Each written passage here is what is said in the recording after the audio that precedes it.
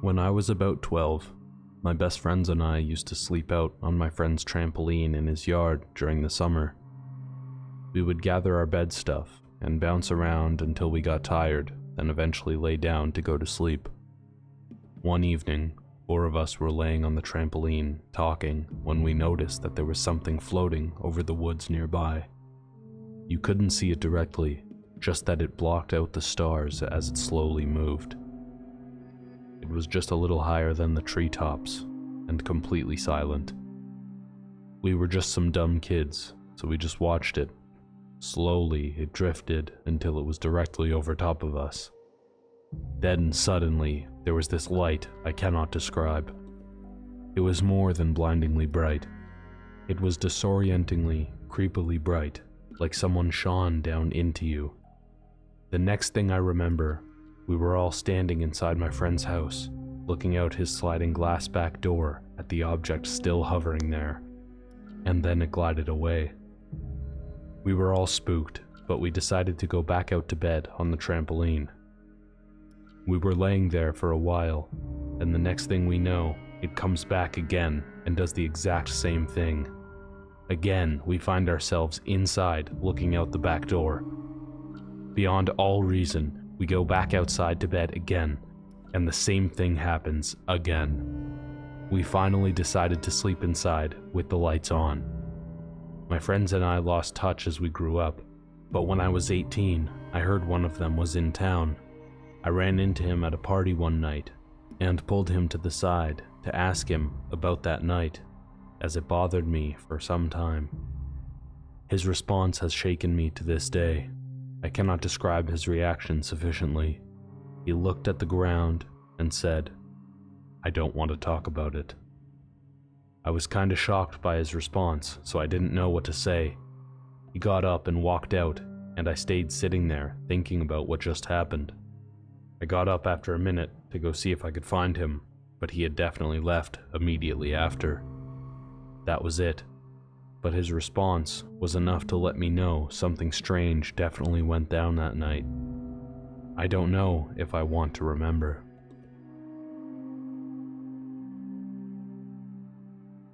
I was driving home for the weekend from school at Indiana University. It takes me about 2 hours to get home, and I left Bloomington at around 10 p.m.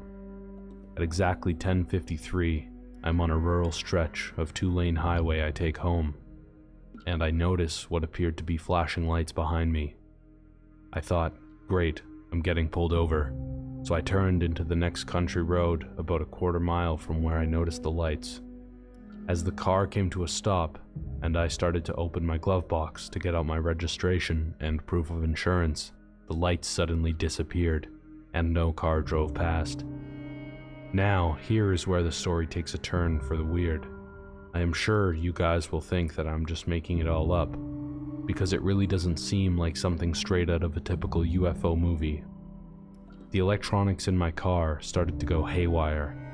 The radio was randomly changing stations while the volume kept going up and down, while the dome light and headlights started to flicker and turn off and on.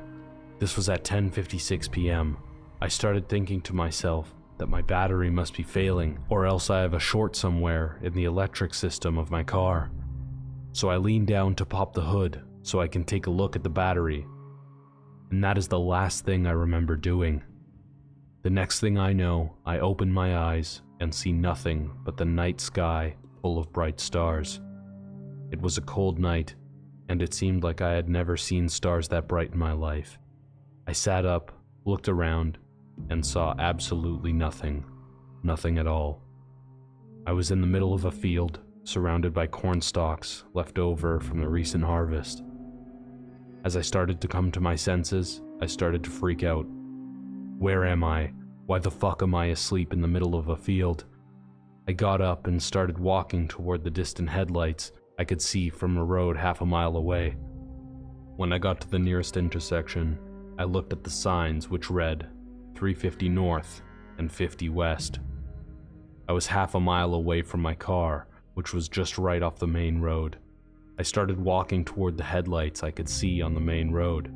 I can't say how long it took me to walk half a mile, but it couldn't have been more than 10 or 15 minutes. When I arrived at my car, all of the lights were out.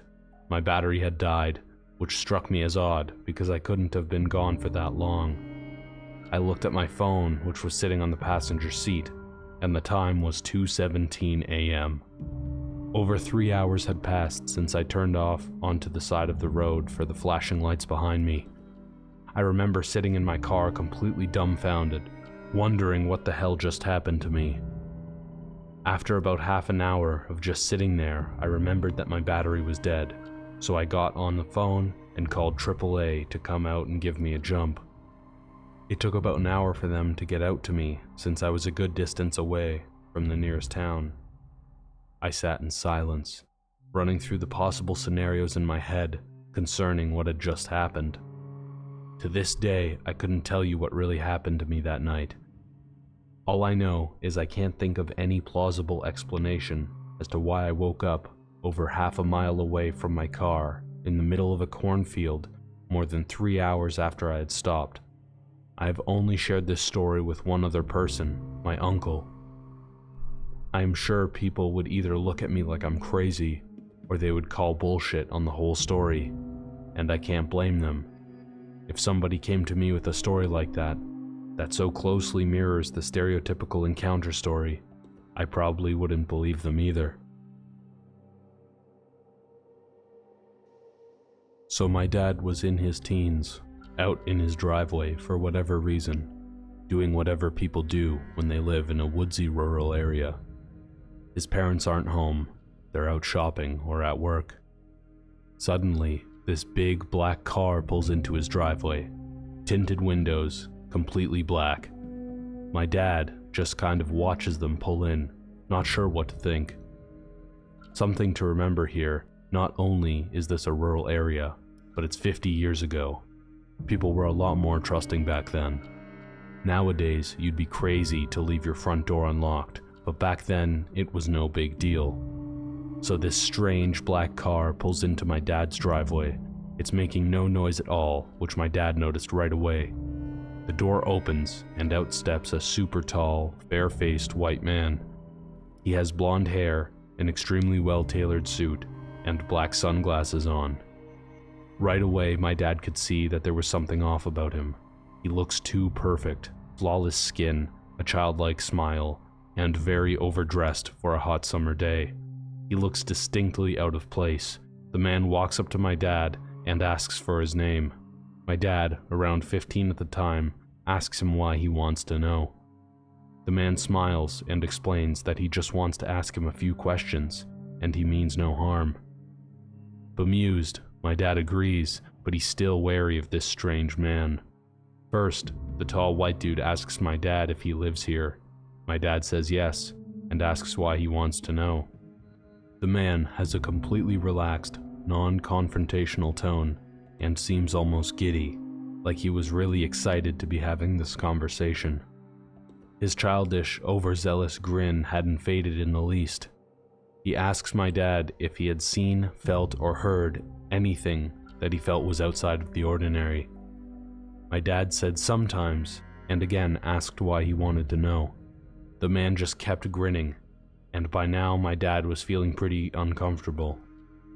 He had never seen this guy before in his life. He didn't appear to be any kind of government agent. His behavior was far too unusual.